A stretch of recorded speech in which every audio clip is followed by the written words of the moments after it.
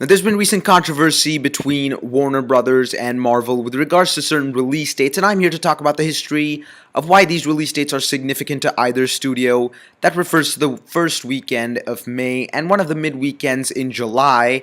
And when I talk about Marvel Studios, it's Marvel Studios as well as the Marvel properties owned by Fox and by Sony. And I believe that Fox, Sony, and Marvel Studios have a certain amount of coordination amongst themselves with regards to certain release dates. And of course, I think that when one of those studios benefits, ultimately at the end of the day, under some form because of the Marvel brand, the other studios will benefit as well. Now, the first weekend of May tends to be Marvel's weekend, and this is significant through certain earlier films starting in 2007. Similarly, starting in 2007, Warner Brothers has kind of consumed the middle of July, and here's why. Marvel tends to release potentially their biggest film of the year on the first weekend of May, and Warner Brothers releases their potentially biggest film of the year in the middle of July. For example, in 2007, May, we had Spider-Man 3, and in mid-July of 2007, we had Harry Potter and the Order of the Phoenix. Then in 2008, the first weekend we saw Iron Man, and in the middle of July, we saw The Dark Knight.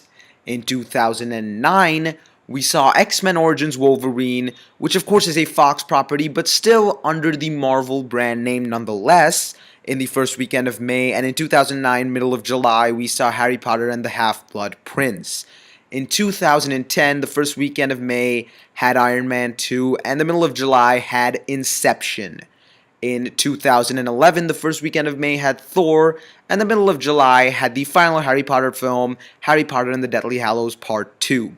2012 was perhaps the biggest year because you had the Avengers in the first weekend of May facing off against The Dark Knight Rises in 2012, both films grossing over $1 billion, just reiterating the necessity and the importance and the potential of either of these dates. In 2013, however, you had Iron Man 3 coming out on the first weekend of May, which once again crossed $1 billion, but I think that Warner Brothers started to have a bit of a difficulty. This is because there was no Christopher Nolan film that they were releasing or could have been able to release in July, and the Harry Potter franchise came to an end. They could have released Man of Steel, but for some reason or the other, they decided to release that in June itself. Nonetheless, they decided to release Pacific Rim, which ended up doing pretty well overall worldwide, but not as much as they might have hoped.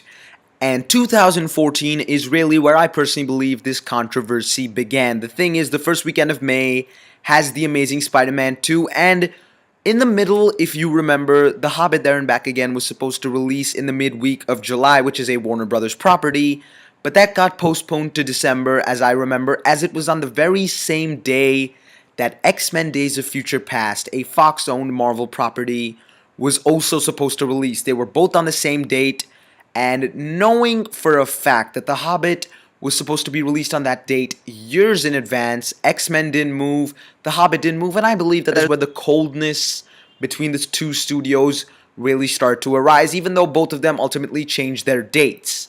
Now, in 2015, on the other hand, while the Avengers Age of Ultron is coming out on May 1st, 2015, and there is no film going up against that, the midweek of July, which originally had Batman vs. Superman, a film that got postponed to 2016, Marvel decides to put Ant-Man on that date, knowing very well, once again, that Warner Brothers loves to put that date for their big potential highest grossing film of the year blockbuster, knowing that's the case. And now Warner Brothers is releasing Pan, so Ant-Man and Pan, two large tentpole films, are set to come out in the same weekend. I think that could ultimately change, but in the current scenario of things, there's no word on such a change. Furthermore, with regards to 2016, which is where the real controversy kind of blew up, Warner Brothers responded by putting their potentially biggest film of even the past 5 years on May 6th, 2016, even though Marvel had booked that date, not announcing that Captain America 3 was going to release, which they later ultimately did, and they'd also booked the midweek of July, which is an interesting thing because they knew that that was a Warner Brothers date. So this battle going back and forth between them has really caused a lot of an issue. And now, currently, with the current scenario, we have Batman vs. Superman and Captain America 3 coming out on the same day. I personally would not know which one to watch first, but really, I want to see how far this can go, because there was a press conference at which the Captain America the Winter Soldier cast kind of almost dissed DC and Warner Brothers to a certain extent, thus showing that the competition really has grown cold, and there's a lot more about it that we still need to learn, but a lot more that will certainly be unfolded.